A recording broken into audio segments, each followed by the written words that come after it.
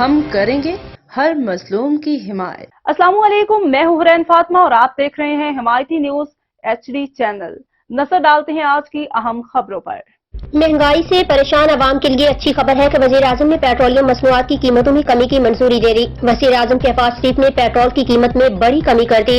اوگرا کی جانب سے بھیجی گئی سمری پر پیٹرول کی قیمت میں 15 روپے 39 پیسے فی لیٹر کمی کی گئی، جس کے بعد پیٹرول کی فی لیٹر قیمت 273 روپے 10 پیسے ہو گئی۔ ہائی سپیڈ ڈیزل 7 روپے 88 پیسے تک کمی کے بعد فی لیٹر قیمت 274 روپے 8 پیسے ہو گئی۔